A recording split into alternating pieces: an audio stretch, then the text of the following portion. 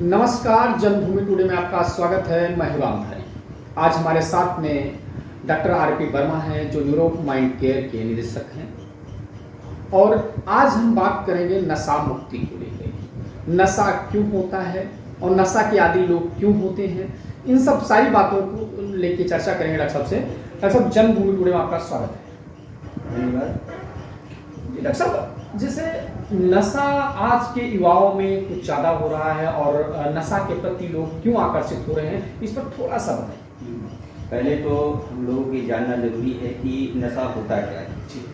नशा किसी भी चीज़ का हो सकता है। नशा जैसे किसी मोबाइल का हो सकता है, इंटरनेट का हो सकता है, किसी सब्सटेंस का हो सकता है, जैसे कि अल्कोहल हो, टोबैको हो, चरस हो, गांजा हो, ओपिएड है, अनगिनत प्रकार की इस प्रकार के और कुछ व्यवहार का भी नशा हो सकता है।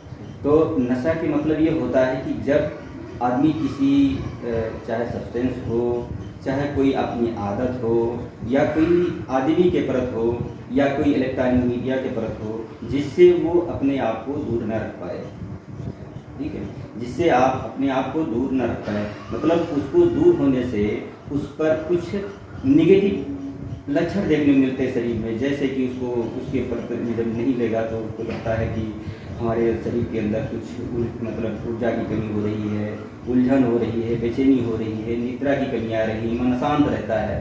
ठीक है, तो ये नशा का मतलब यही होता है कि आदमी किसी चीज़ के प्रति जब उसका व्यवहार इस प्रकार हो जाता है कि उसको कहते हैं डिपेंडेंस। डिपेंडेंस का मतलब होता है कि वो अपने आप को उस चीज़ से अलग नहीं कर सकता, या उस चीज़ को कम नहीं कर सकता।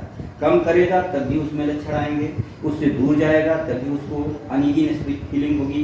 ठीक है, और एक उससे शब्द होता है टॉलरेंस का। टॉलरेंस का मतलब होता है कि नशा एक ऐसी चीज़ होती है कि उसको दिन पर दिन उसकी जो है, चाहे सब्सटेंस है तो उसकी डोज बढ़ती चली जाएगी, या कोई आदत है तो उसकी आदतें बढ़ती चली जाएंगी।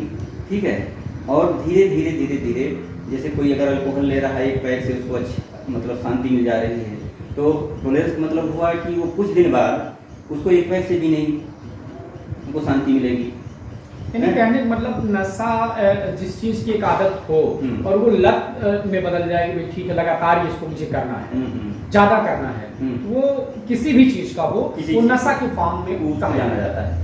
इसमें हमारे ब्रेन में कुछ एरिया होते हैं जिसको हम ज़्यादातर रिवार्ड पैथवे के नाम से जाना जाता है। ठीक है, तो उसमें कुछ एरिया होते हैं, मैगडेला होता है, प्रीफ्रंटल कॉर्टेक्स होता है, बेसल गैंग्लिया होता है, उसमें मिला करके ऐसा होता है। अब ये बात सामने मतलब जानना जरूरी है कि ये जो हमारी नशा है, या इसको अगर हिंदी इंग्लिश में कहेंगे एडिक्शन है, ये किस प्रकार की समस्या है। मतलब तो आप सब लोगों को जानने की ज़रूरत है कि ये कंबाइन इफेक्ट होता है। कंबाइन चीज़ों मैंने स्पेशलिटी माना जाए तो कंबाइन स्पेशलिटी इसका ट्रीटमेंट करती है। जैसे कि जब पहला जो इसका जो मतलब शुरुआत होती है वो मस्तिष्क से होती है, क्योंकि जब कोई लेता है तो इसका पहला इफेक्ट उसको मस्तिष्क पे होता है।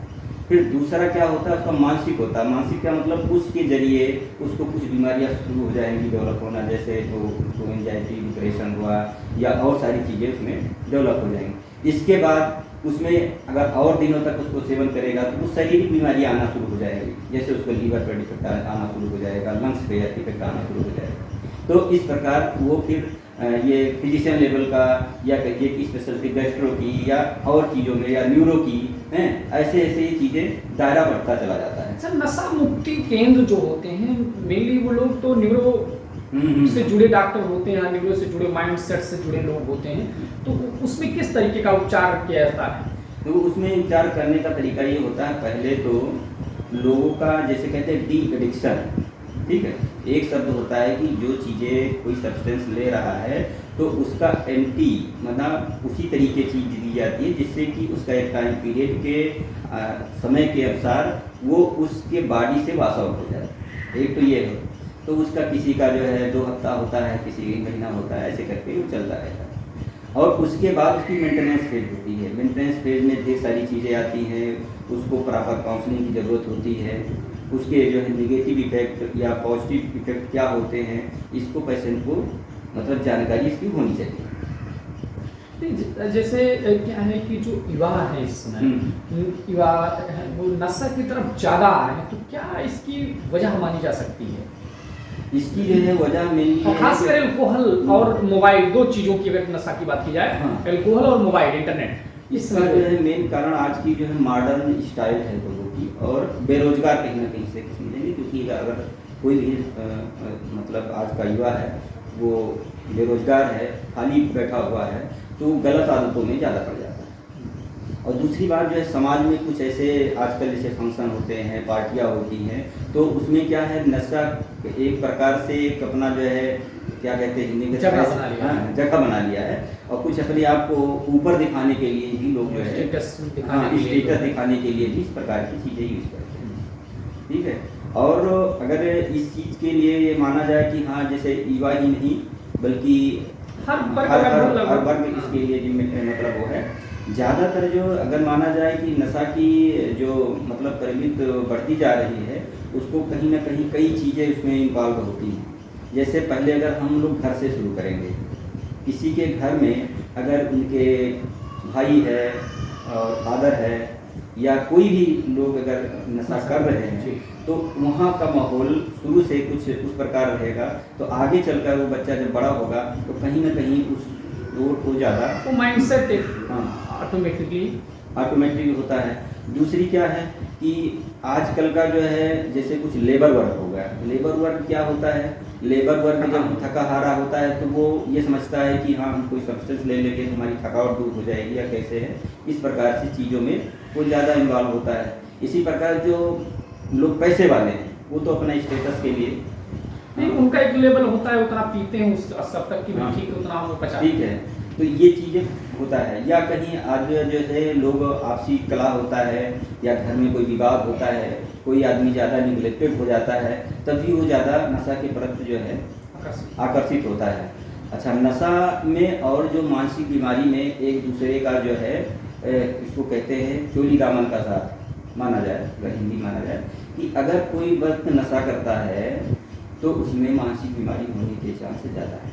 अच्छा। और जिसको मानसिक बीमारी है उसमें नशा की प्रवृत्ति ज़्यादा है। अच्छा, दोनों तरफ से नशा एक विकृति के तौर पर, मानसिक विकृति के तौर पर कहा जा सकता है। मानसिक विकृति के तौर पर कहा जाता है। इसीलिए हमने पहले ही बताया कि नशा अगर माना जाए अगर सही रूप से तो एक प्रकार की मानसिक से रिलेटेड बीमारी है। अच्छा डॉक्टर साहब, जैसे नशा जो लोग कर रहे हैं या किसी बीमारी से पीड़ित हैं, तो उनके लिए क्या सुझाव है, कैसे अपने आप को बचें? जो नशा कर रहे लोग हैं, जैसे लीवर से हैं और लंग्स है, इस तरीके की जो बीमारियां, फेफड़े की बीमारियां हैं, उनको क्या सुझाव दें? देखिए, पहली बात तो ये है कि अगर कोई नशा कर रहा है या किसी चीज़ से एडिक्टेड है, चाहे वो इंटरनेट से हो, मोबाइल से हो, या किसी सब्सटेंस से हो या कोई आदत से हो, किसी प्रकार से वो अगर एडिक्टेड है, तो उसको सबसे पहली बात है कि उसको अपने आसपास के जो लोग उसकी बात को समझ सके, उससे अपनी सारी बात शेयर करनी चाहिए। चाहे वो घर का भाई हो, चाहे वो अपना फादर हो या अपना फ्रेंड हो या कुछ हो, तो उससे शेयर करने से कम कम ये होता है कि उसको कुछ ये सुझाव उनके द्वारा भी मिल जाता है कि यार तुम ऐसा मत कर, नहीं तो आगे चल करके कुछ तुम्हारे साथ बुरा हो जाएगा। ये हो गया। दूसरी बात, अगर आदत आपकी पड़ ही गई है तो उसके लिए आप जो है कई रूपों में लोग उसको जानते हैं। कोई न्यूरोसाइकियाट्रिस्ट बोलता है, कोई साइकियाट्रिस्ट बोलता है, कोई मानसिक रोग विशेषज्ञ बोलता है। उनसे आप मिलिए और उनको सुझाव जो मतलब इस प्रकार के डॉक्टर जो सुझाव दे रहे हैं, क्या क्या बातें कह रहे हैं, उसको आप उसका अनुसरण करिए। हमारी तरफ से ये है कि अगर ऐसी चीज़ें हैं तो अगर आप कहीं दोस्त सर्किल में फंसे हुए हैं तो सबसे पहले ये है कि उससे बाहर निकलिए। अगर नशा वाले सारे दोस्त हैं तो जब तक आप उससे बाहर नहीं आओगे तब तक आप नशा नहीं छोड़ सकते। दूसरी, अगर कहीं ऐसे एरिया में हो जहाँ की भरमार है, लोग वहाँ मतलब जैसे तंबाकू खाना, सिगरेट पीना, अल्कोहल पीना, सब एक अपना मतलब बिना सोचे समझे नशा कर रहे हैं, अगर उस एरिया में हो तब भी आप नहीं छोड़ पाओगे। दूसरी बात यह है कि अगर माना इस रास्ते से जा रहे हो, वहाँ पर पता लग गया आप अल्कोहल पीने वाले हो, 2-4 ठेके पड़ रहे हैं, तो आपको चाहिए कि वो रोड छोड़ देना चाहिए। ठीक है।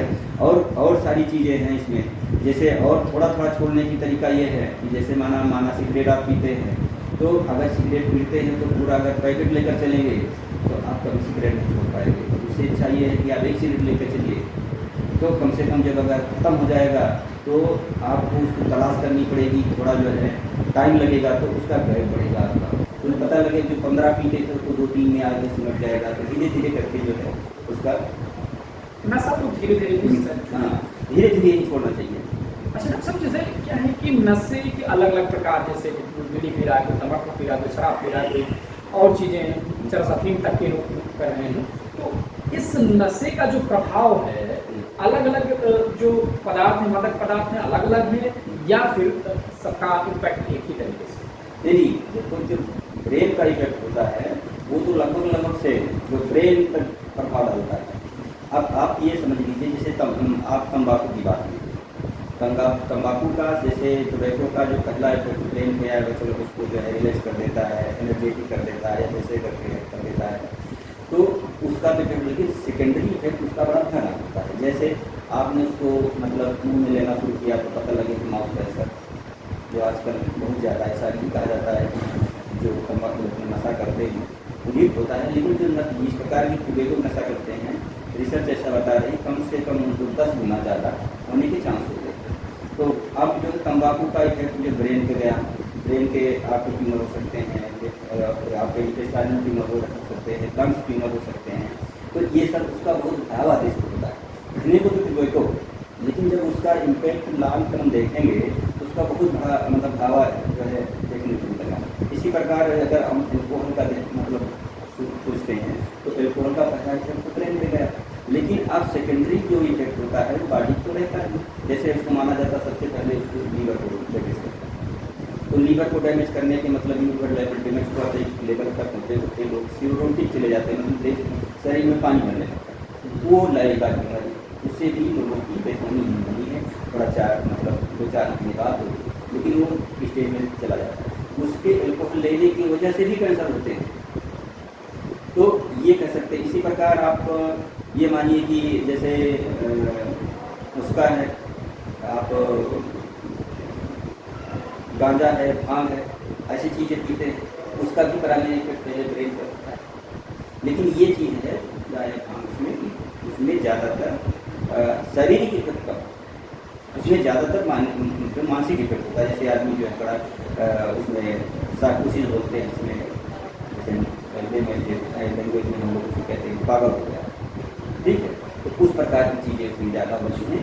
जबकि जो है इसमें शारीरिक इफेक्ट जो है करीब मतलब बहुत ही कम होते हैं इस प्रकार के।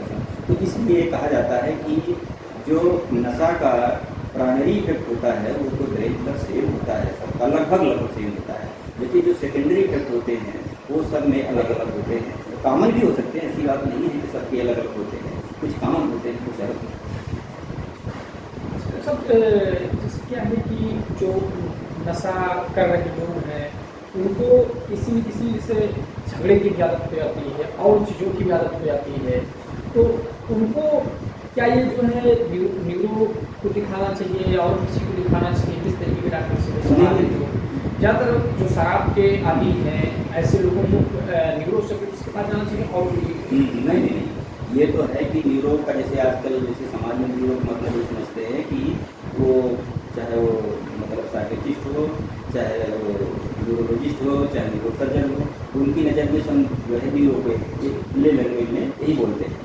लेकिन कायदे में अगर सही भाषा में यूज किया जाए तो बिल्कुल मस्तिष्क और मानसिक रोग से सबको दिखाना चाहिए। पहला जो नशा का मतलब कैसे छोड़ा जाए, उसको किस प्रकार कम किया जाए, और ये जिस प्रकार की जो इरिटेबिलिटी, डिप्रेशन, एंजाइटी या साइकोसिस या और ढेर सारी चीज़ जो मानसिक तौर की बीमारियाँ हो जाती हैं, उनके लिए मस्तिष्क और मानसिक विशेषज्ञ जो अपने उनसे मिलें और वो सारी चीज़ें उनको बताएंगे, मतलब कैसे छोड़ना है और कैसे कैसे आपको उनका सहयोग करना है, ठीक है।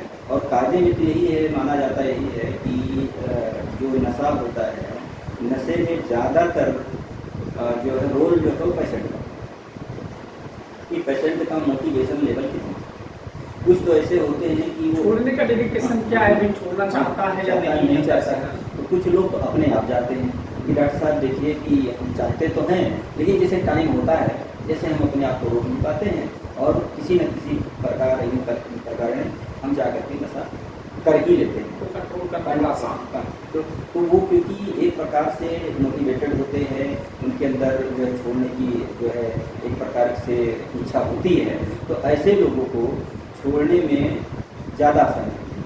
और कुछ लोग ऐसे होते हैं जो घर वालों या रिलेटिव द्वारा पकड़ के लाए जाते हैं कि ये डॉक्टर साहब ये नशा लेता है, अब उसके लिए मतलब कैसे इसको छुड़वाया जाए, तो उसमें कठिन होता है।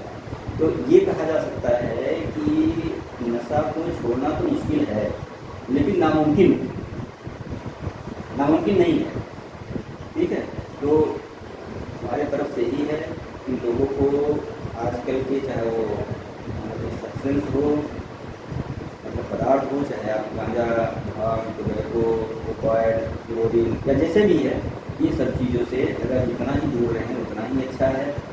और जो आजकल की मीडिया है, चाहे इलेक्ट्रॉनिक मीडिया है, मोबाइल है, इंटरनेट है, फेसबुक है, ये सारी चीज़ों से भी लोग को अपने मतलब भर के ही लगाव रखना चाहिए। धन्यवाद। ये थे डॉक्टर आरपी वर्मा जी, जिन्होंने डिजिटल प्लेटफॉर्म को अपने मतलब पर का यूज करें और साथ ही साथ तंबाकू या शराब या इस तरीके के जितने मादक पदार्थ सब प्राणघातक हैं और सब किसी न किसी बड़ी बीमारी को जन्म देते हैं। इसके लिए डॉक्टरों की सलाह लें, छोड़ने के लिए खुद भी प्रण करें कि हम जो है नशा नहीं करेंगे।